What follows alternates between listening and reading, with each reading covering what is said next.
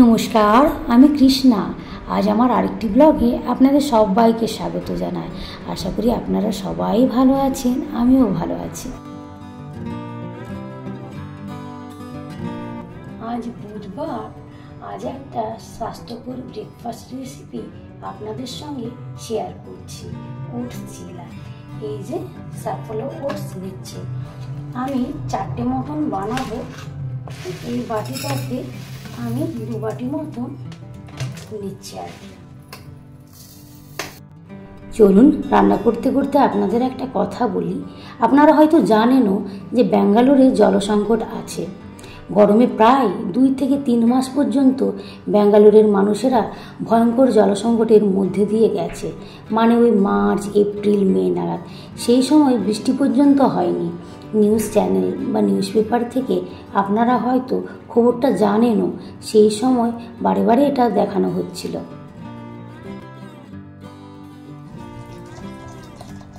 পরিমাণ মতন জল দিয়ে এটার একটা স্মুথ পেস্ট বানিয়ে নেব। কিছু কিছু জায়গায় যেমন হোয়াইটফিল্ড, মারাথাল্লি, কেয়ারপুরাম, রামমূর্তিনগর এসব জায়গায় সাংঘাতিক জলকষ্ট গেছে। এমনকি মলের ওয়াশরুম পর্যন্ত ব্যবহার করতে হয়েছে।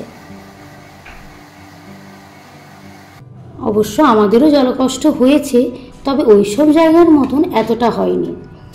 আমরা সকাল সকাল কাজ সেরে জল স্টোর করে রেখে দিতাম। সেই সময় অ্যাপার্টমেন্ট বা ইন্ডিপেন্ডেন্ট হাউসগুলোতে মেনটেনেন্স চার্জ 1,500 টাকা থেকে 2,000 টাকা পর্যন্ত বাড়িয়ে দিয়েছিল। তাহলে চলুন এবার বলি এখানে জলের পরিষেবা দেয় কিভাবে।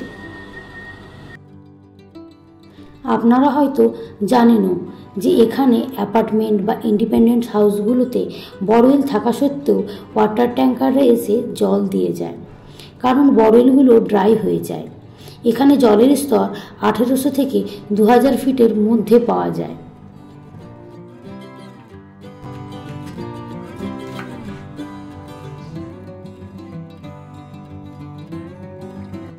এখানে কাবেরী ওয়াটার কানেকশনও আছে, সেটা সপ্তাহে 2 দিন মাত্র, 1 ঘন্টা করে। সেটাতে আর কি হয় বলুন, সারাদিন জলের এত খরচ আর এতগুলো ফ্যামিলি। আবার এই কাবেরী ওয়াটার কানেকশন নিয়েও কর্ণাটক গভর্নমেন্ট আর তামিলনাড়ু গভর্নমেন্টের মধ্যে বাদ বিবাদ চলছে। এই নদীটা কর্ণাটক হয়ে তামিলনাড়ু দিয়ে যাচ্ছে, আর এই নদীর ড্যামটা কর্ণাটক গভর্নমেন্টের আন্ডারে আছে। ড্যামটার নাম হলো গিয়ে মেঘদাত্তু ড্যাম। তাই কর্ণাটক গভর্নমেন্ট তামিলনাড়ুকে জল দেবে না, আর ওরাও ছাড়বে না। এই নিয়ে এখনো বাদ বিবাদ চলছে। তাহলে চলুন এবার আপনাদের বলি যে এখানে ওয়াটার ট্যাঙ্কাররা যে জলটা নিয়ে আসে, সেটা আসে কোথা থেকে। এখানে 5 থেকে 6 কিলোমিটারের মধ্যে বড় বড় জলের রিজার্ভার করা আছে। সেখান থেকে নিয়ে অ্যাপার্টমেন্ট বা ইন্ডিপেন্ডেন্ট হাউসগুলোতে জলের পরিষেবা দেওয়া হয়। এদিকে আবার আপনাদের সাথে কথা বলতে বলতে সবজিগুলো এক এক করে বড় টুকরোয় কেটে নিলাম। এরপর স্ট্রিং চপার দিয়ে মিহি করে কেটে নেব। ছুরি দিয়ে কাটার সাহস আমি করলাম না, আবার হাত কেটে বসে থাকলে সমস্ত কাজ অচল হয়ে যাবে।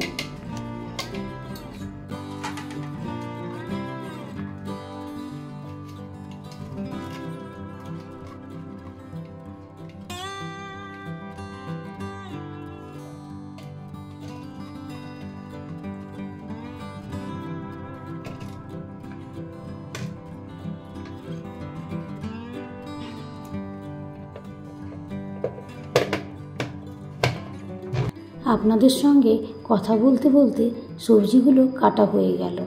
এবার এক এক করে পরিমাণ মতন দিয়ে দেব।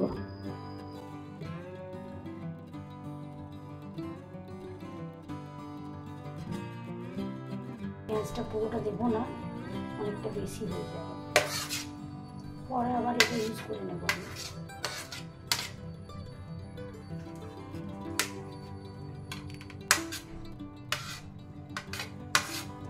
একটা লঙ্কা দিয়ে দিচ্ছি, পরিমাণ মতন নুন দিয়ে দিচ্ছি।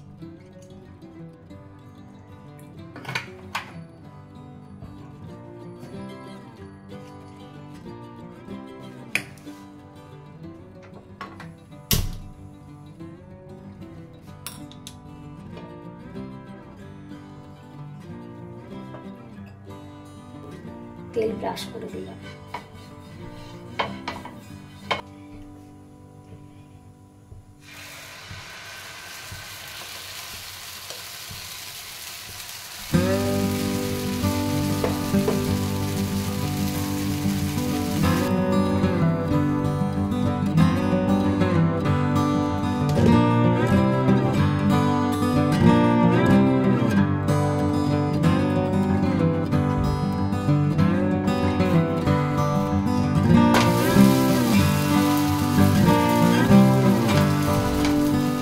প্রায় ব্রেকফাস্ট আমার রেডি, এবার প্লেটে সার্ভ করে দেব।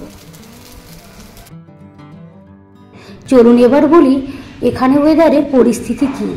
মেঘ কালো করে আছে আর এখানে প্রায় দিন বৃষ্টি হয়।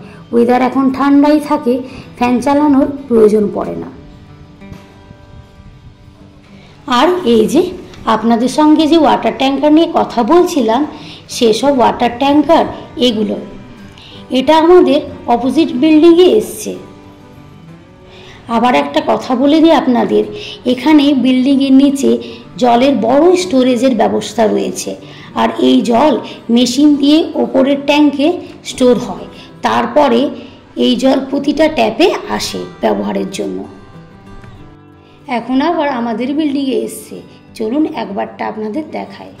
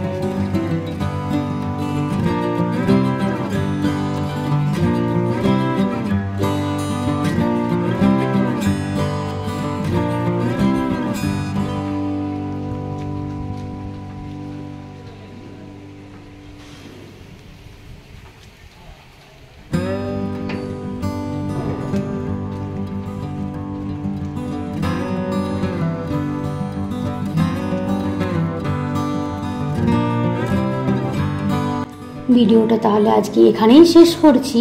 আর আপনাদের কাছে একটা অনুরোধ রইল আমার, ভিডিওতে যদি কিছু ভুল ত্রুটি থাকে আপনারা মার্জনা করবেন।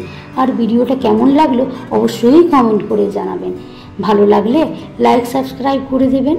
আর আপনারা সবাই ভালো থাকবেন। আবার একটি নতুন ব্লগে দেখা হবে। নমস্কার।